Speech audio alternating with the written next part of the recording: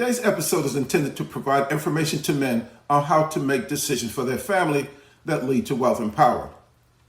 Now, this knowledge is used by Fortune 500 corporation CEOs for their family of companies that lead to wealth and power globally. And since marriage is a business, a husband is in effect the CEO or chief executive officer of his family. Therefore, he must know how to make executive decisions like a corporate CEO in order to keep his wife cooperating with him instead of competing with him for leadership to make the business of their marriage successful. The following is presented under Title 17 US Code 107 that allows fair use of a copyrighted work for the purposes of criticism, teaching and parody. Any attempt to infringe upon the right of fair use will result in an immediate legal response. You need to make sure that you are making decisions, okay? A woman cannot submit to or follow a man that is indecisive all of the time. So if she's coming to you and she's constantly saying, oh, what do you want to do about that? Or what should we do about that? Or should we make this move? Can we make that move? And you're always saying, I don't know. I haven't decided yet. I'm still thinking about it. I don't know. And it's like weeks go by and you still have not made a decision. She can get very frustrated with you, and it can cause her to lose respect for you. You know, especially if it is something that is keeping her stagnant in some way, because feminine women require movement. We do not like to be stuck. We do not like to be stagnant. We like to be able to move. And if she cannot make her next move because she's waiting for you to make a decision, it will frustrate her and it'll make her be like, well, forget it. I'm just going to have to make the decision myself. And if a woman has to constantly make decisions on her own when she has a king, it will cause her to lose respect for you. And she cannot submit to you and she cannot follow you if she's making all the decisions herself. When a husband understands how to make decisions effectively, he can lead his wife to help him generate wealth exponentially. Now, the ability to make decisions like this is powerful because it comes out of the wisdom of your spirit. However, you cannot know how to access the power and wisdom of your spirit that is actually living inside of you right now without receiving some spiritual training. Now, I created the Kingmakers Masterclass for men who want to know how to build a spiritual foundation for their lives so that they can be a wealthy and powerful family CEO. Now, if you're one of those married guys who just said to yourself, I don't need nobody to tell me how to lead my family, but you are struggling to make ends meet, good luck, buddy. See, once the struggle is prolonged financially, your wife will lead you eventually. However, if you are ready to override your manly pride and overcome your ego, you'll click the link to my masterclass in the description box below. In that class, you'll find a lesson on executive decision making, and there's a lot that goes into the process of decision making, brothers, that is too much to present in a YouTube video. Plus, I don't believe in giving men knowledge that can make them powerful and wealthy for free. Therefore, I will share with you just two of the most important aspects of executive decision making, but you'll have to sign up for the Kingmakers Masterclass to get the rest, all right? But in the process, you'll become a master husband as well as learn how to generate wealth for your family. So let's talk about it.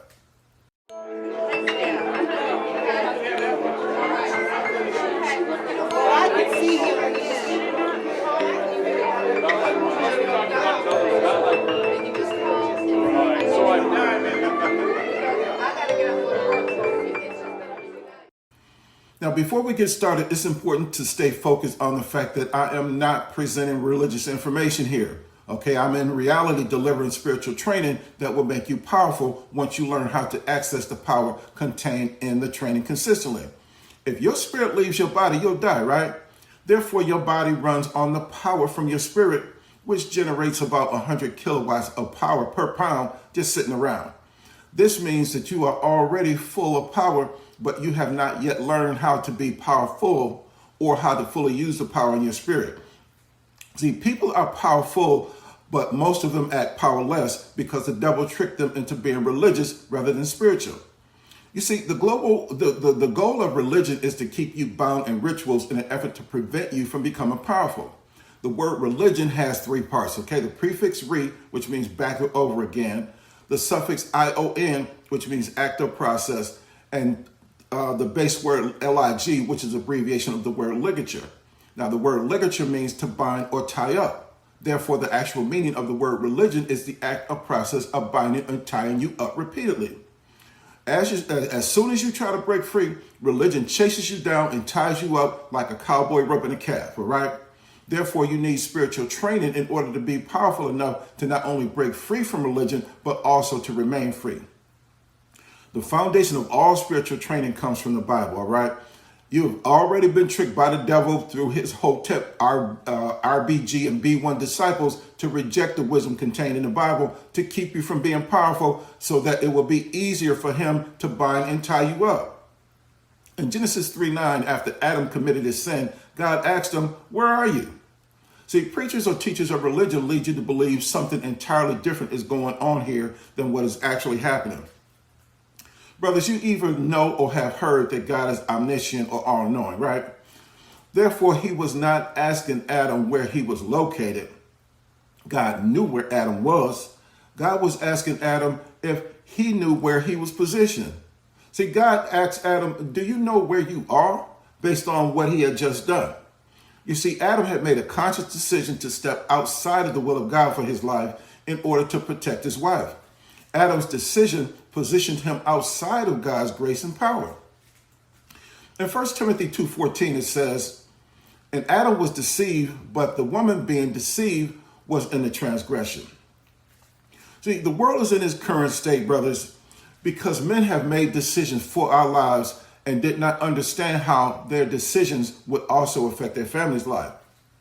A lack of knowledge on proper decision making started as far back as Adam, all right? See, Eve was deceived, but Adam made a decision. Eve slipped into sin, whereas Adam fell.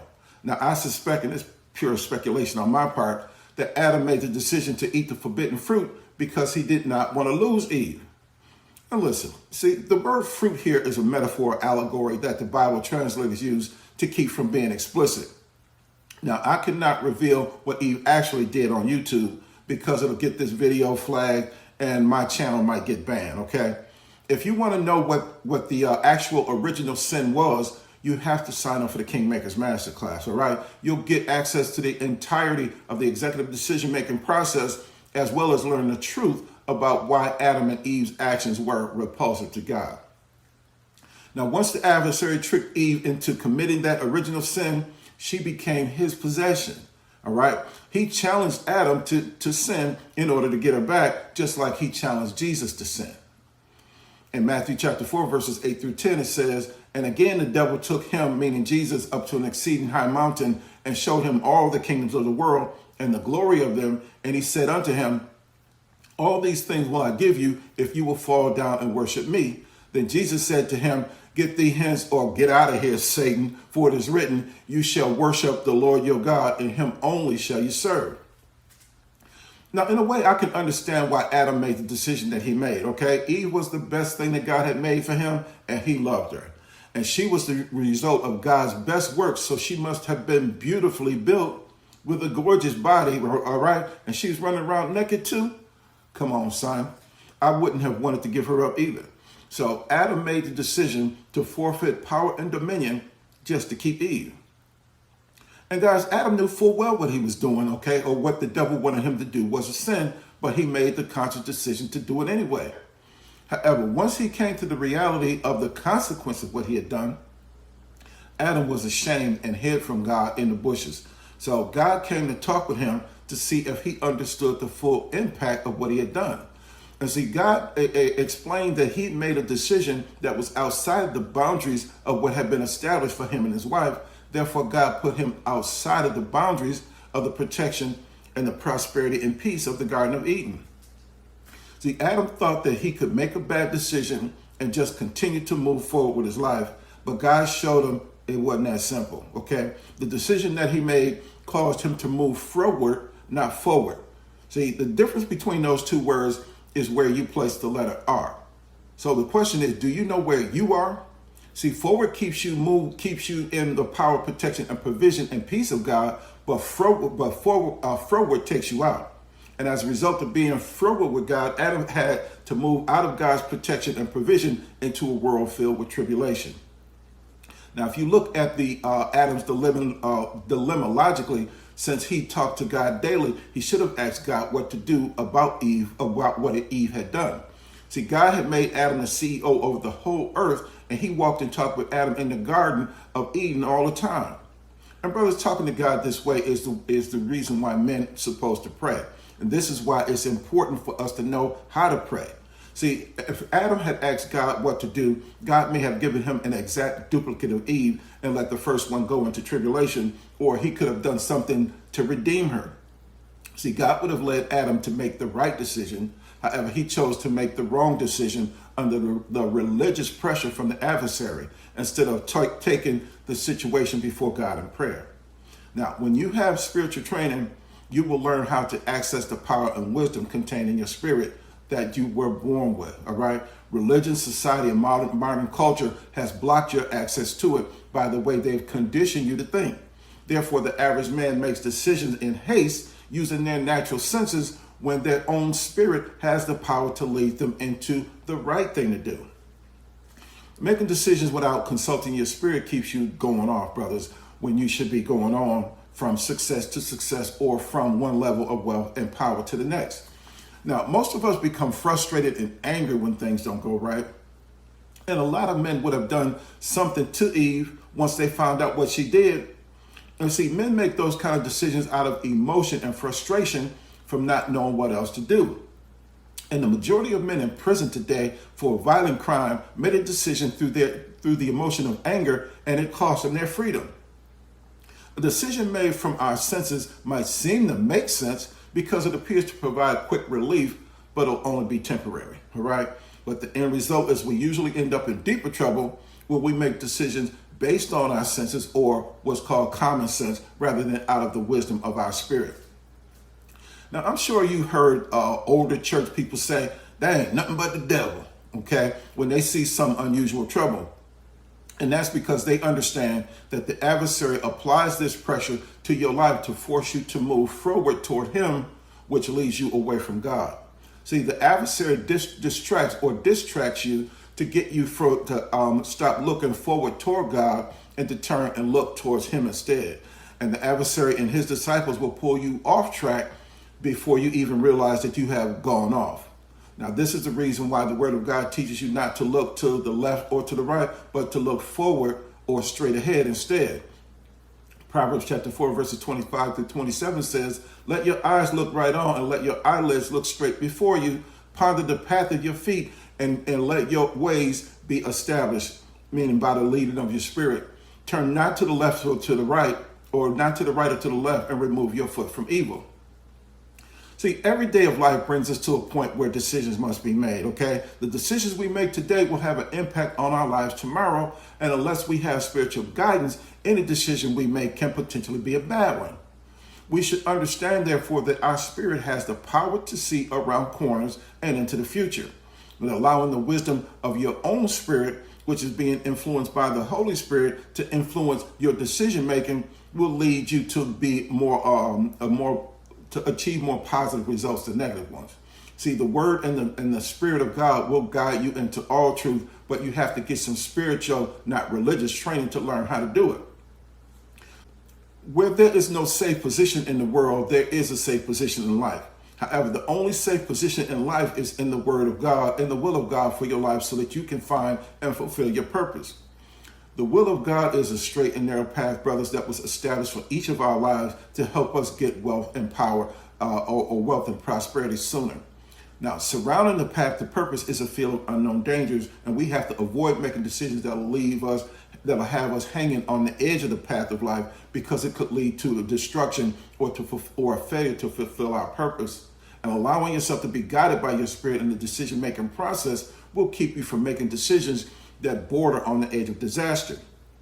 If you divide the books of Psalms and Proverbs into 31 sections and read one section of each every day, the Holy Spirit will help your spirit use the knowledge in Psalms and Proverbs to make the decision that will guide you into the path to finding and fulfilling your purpose. Now, this will lead you to peace and prosperity as well as your family to become wealthy.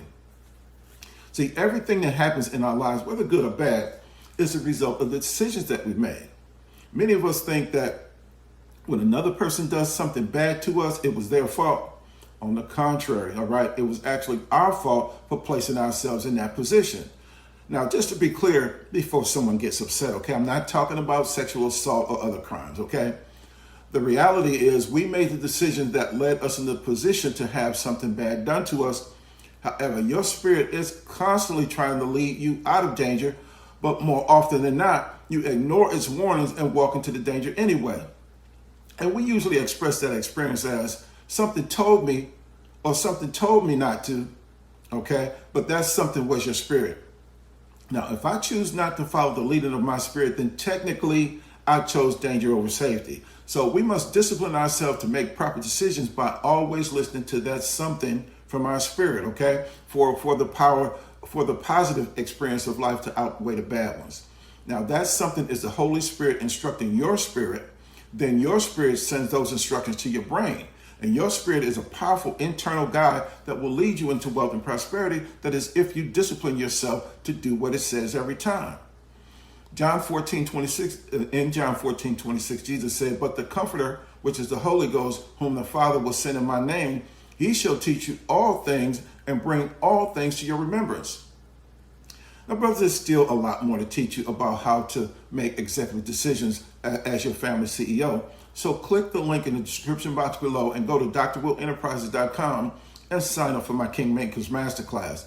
You'll be glad you did, and your family will praise you for being able to make good, timely, and profitable decisions. All right? Amen.